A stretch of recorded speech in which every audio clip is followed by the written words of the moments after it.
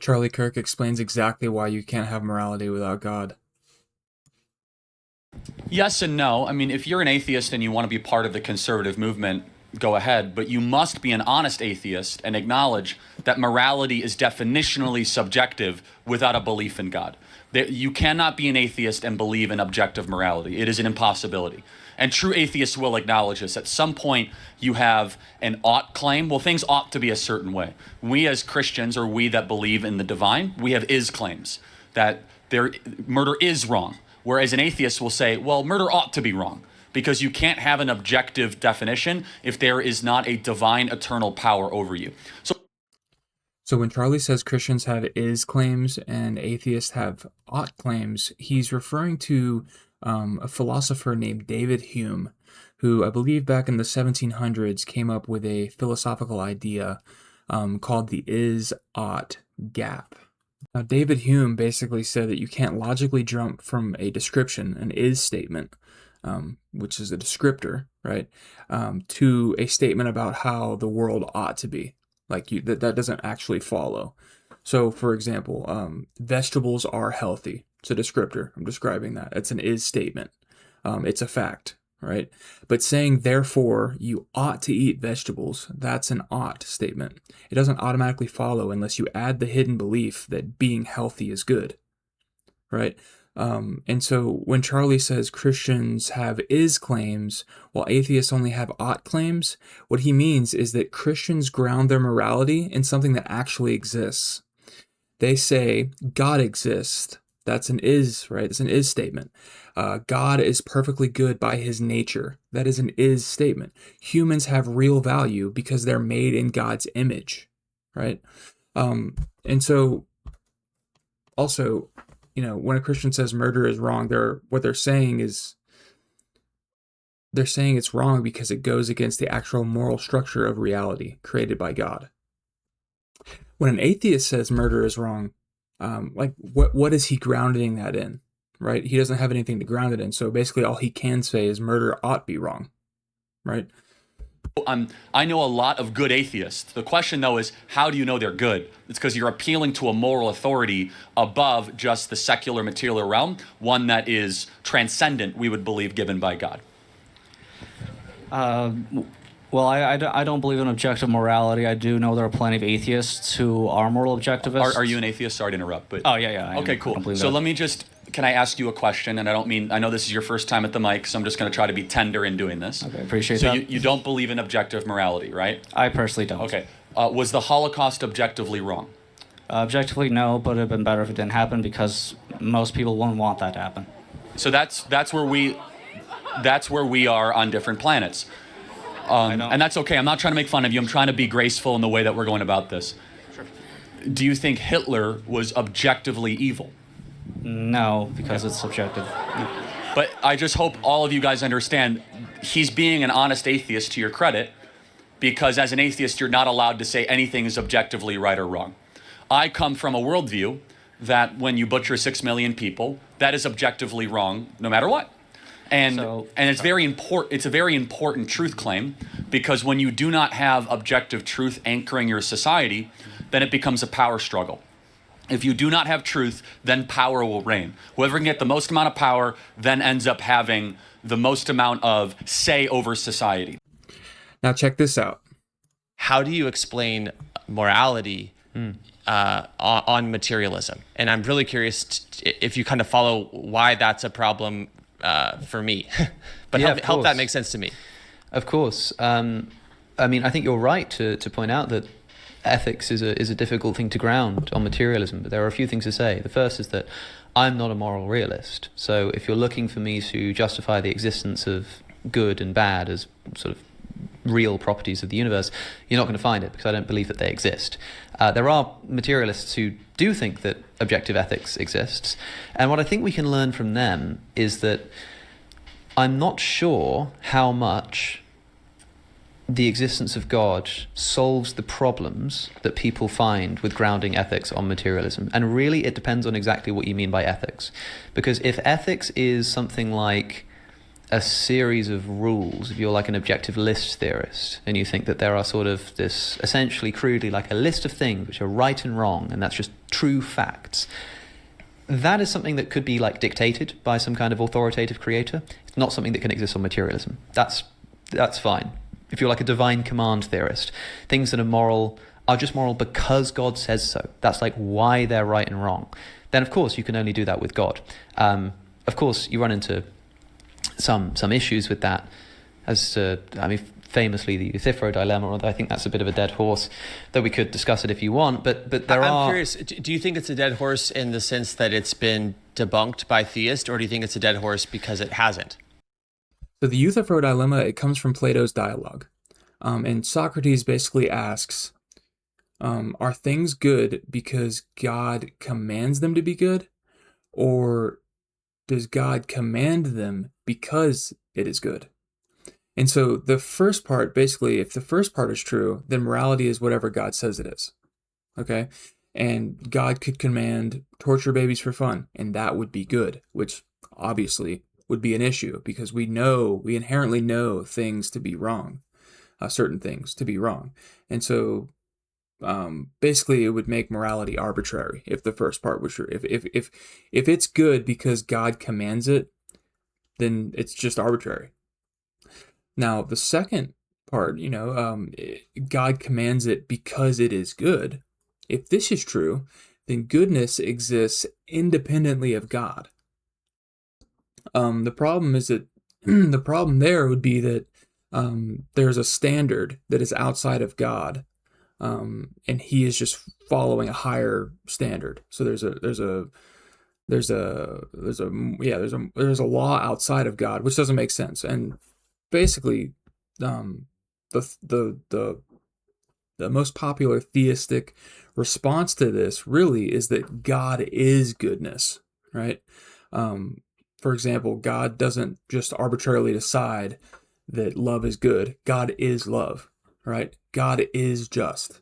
That they're actually the same thing. So like it's kind of really just rejecting the entire premise altogether.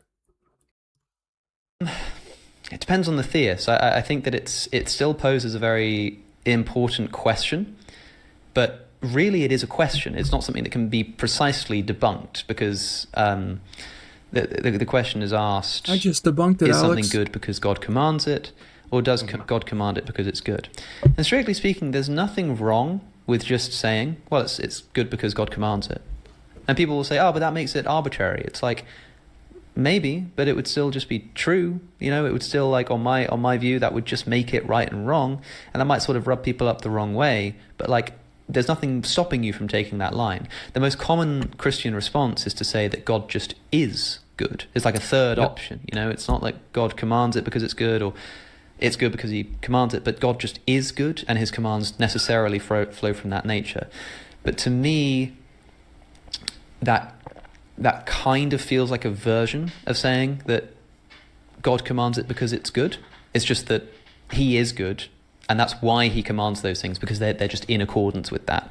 But like I say, like, you can just take that option, and that's fine. So So that checks out for you. You at least understand that sort of third option. Yeah, response, of course, but like goodness and God are inextricably connected, so that to talk about the one without the other is incoherent. Like that, you get that. That's true, but then I think you have to offer an analysis of exactly what you mean by saying that goodness and God are the same thing, which can get a bit sort of dicey and complicated. But yeah, I mean, like, if there is just such thing as the good that just exists, then fine. I think that's pretty obvious, right? The problem with this conversation and speaking like abstractly or broadly about this is it really depends on what the individual person's view of morality is. So I don't know what you mean when you say morality or good and bad. I don't know what's coming to mind. Like, because good could be, acting in accordance with God's will. It could be approximating God's nature. It could be acting in accordance with the commands that God gives. It could be like all kinds of different things. Are you familiar with C.S. Lewis's Tao that he talks about at the end of the Abolition of Man? His Tao? No, I haven't read the Abolition of Man, actually. Oh my goodness, you have to read it. No spoilers. You're gonna love it. Okay, you're gonna love it. I won't spoil it, but he basically this is sort of him looking, in his scholarly work of mythology and culture and trying to assess, the human condition in light of that research. And he comes up with this idea that he calls the Tao, TAO, which is basically his way of trying to talk about universal objective morality apart from religiously cloaked language. But that would be his answer to your question. Is it's not my opinion. It's the things that humans have understood to be truly good and evil, basically. Yeah, but I mean, if you say good and evil are the things that humans have understood to be truly good and evil, yeah, but I struggle to know what you mean. What he's really saying it is seems that a it's bit like a circular definition because the the term good is and in the evil, definition. yeah, So I don't know exactly evil, what you mean by, but importantly, good and evil is ingrained into the nature of reality. That's kind of what he's saying there. Like G.E. Moore famously described good as sui generis, as something which is totally unique and can't be defined. He said it's like yellow. It's like impossible to define yellow without just pointing to examples of things that are yellow. And so maybe something like that is going on here, where like you can't exactly define what good is, but you just know that there are things that are good and bad, and that tells you that there is something called good. You just can't give a strict definition of it. Well, like the quote that you always give of Abraham Lincoln. Yeah. If this is not wrong, then nothing is wrong. It could be something like that, right? Right. The problem is that if we start getting into that territory of like, oh, I kind of find it impossible to define, but I just know that there are things that are good and bad. It's like it starts to sound almost a little bit brute facty again, in a way that an atheist is able to use to do. They can do the same thing. I mean, like. So, do you believe in objective? I guess. I want to know your view. Like, do you believe in objective morality? You said you're not a moral realist. That's right. So does that mean you don't believe in any that anything is actually ultimately good or bad? That's right, with a caveat, which is that, and again, a throat clearing that I'm agnostic to varying degrees, and so I could be totally wrong about this, but broadly speaking, I'm an emotivist, which is a theory of ethics, but more than that, it's really a theory of language. It tries to offer an account of what people mean when they say something is good or bad. And it characterizes these statements as expressions of emotion. So that when someone says murder is good, they're expressing some kind of contentment towards murder. When they say murder is bad, they're expressing some kind of discontent towards it. That means that when you say, do I think that there are things that are good? It's like, because I understand the language emotively, I can say, yeah, I think that this is good and this is bad. But objectively, no. Like, it would be misleading. But it would also be misleading to say that I'm like a subjectivist. I'm literally thinking that these statements are just expressions of emotions. It's kind of hard to explain briefly. But well, can I ask just to help the audience track with us? Because I've been very aware coming into this conversation that you can lose a lot of people when you get too technical or parlancy or whatever. Mm-hmm. So let me put it this way. What's the difference between Jack the Ripper and a surgeon if there is no value, if it's just the objective fact of what took place? For the emotivist, it would be the emotional reaction that you have to either of them. And the you in that sentence is Alex O'Connor. Yes, although the emotivist it always kind of thinks that that's what everyone is doing, even if they don't realize it. But yes. No. So if I have a totally different emotional response to that, then for me, let's say, for example, let's say that you emotionally believe that slavery is good. Mm-hmm.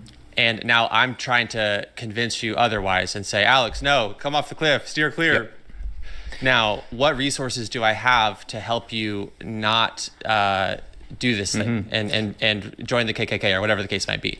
It's a great question, and it's got, I think, some really interesting ways to answer it. Like, the way that you've asked it specifically does allow me to answer you in a way that might satisfy the question, but to really steelman what I think you're saying, like the strongest version of this is to say that if there is genuinely just an irresolvable conflict in emotive state towards two things, then there is nothing you can do to say that somebody is right or wrong, because emotional states can't be right or wrong. The thing about emotivism is it's a form of ethical theory known as non-cognitivism. In ethics, if you're a cognitivist about ethics, it means that you think that moral statements can be true or false. If you're a non-cognitivist, it means that you don't think they can be true or false.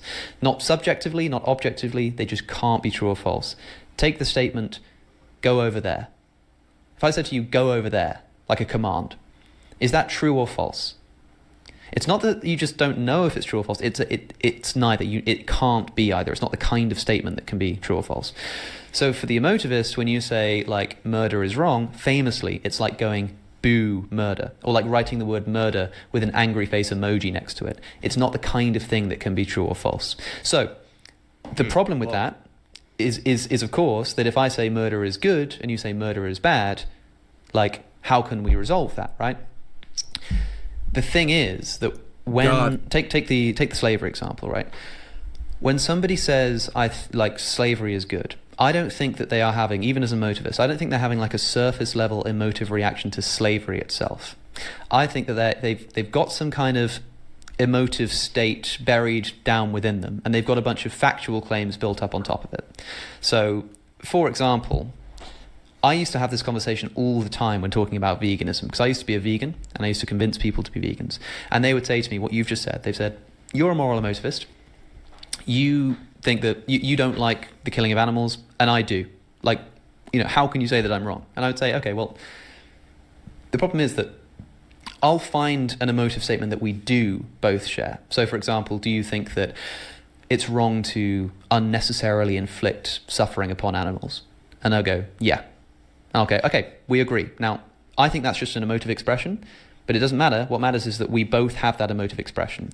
Then what I'll do is I'll move purely into the factual realm. I'll say, okay, is it necessary to eat animal products? No. Does eating animal products cause harm to animals? Yes. Therefore, eating animal products causes unnecessary harm to animals? Yes. This is all just factual, no moral statements or anything. But then you take this original emotive thing that you got them to agree with, that unnecessary suffering of animals is wrong, and you prove that this statement of like eating meat being wrong is in accordance with that emotive statement. And that's the conversation that you have. So you have a dispute about whether the surface level moral claim, like slavery is wrong, eating animal products is wrong, whatever, you have a conversation about whether that actually accords with their most fundamental emotive value. And even as an ethical emotive... Yeah, sorry, I've been banging on. You go ahead. No. So this is my problem with that, is... In fact, a couple days ago, I heard someone starting a rumor that you were working on a petition to bring the KKK to the UK. And I thought, there's no way. But then I realized that if enough people agreed with the emotional response that, slavery is good, if you get that buy-in at the baseline level, then you magically transform what all of our intuitions are saying is bad into something that's good based on what you just laid out. So the biggest knockout to Alex's whole emotivism, ethical emotivism position is what's called the embedding problem, right? And basically, so I think we can all agree that moral statements, they appear in logical contexts, right? So if murder is wrong, then hiring a hitman is also wrong, right? And so if murder is wrong, if that's just, if that's just an emotional outburst, boo murder, then the conditional, the contextual, statements that I just made would become nonsense. Like saying if boo murder, then boo hitman, right? You can't do valid logical reasoning with pure expressions of feeling. Yet we clearly do reason morally this way. Emotivism cannot explain this. And there's also more issues, you have a genuine moral disagreement becomes impossible. If morality is just an emotion, then two people saying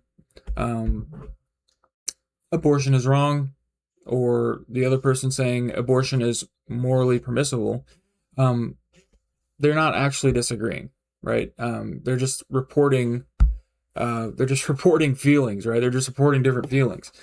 So this makes deep moral debates ridiculous, ultimately. So it's sort of a really nuanced take that I don't think is it really doesn't explain much. It's not like really a fulfilling answer. Um, so I would argue that people should think deeply about this stuff, and I think that the logical conclusion is that you cannot have objective morality without a transcendental higher power. I think it's very obvious. At the end of the day, I believe in objective, real morality. Um, the deep human sense that some things are just right and just, and that some things are just evil and bad.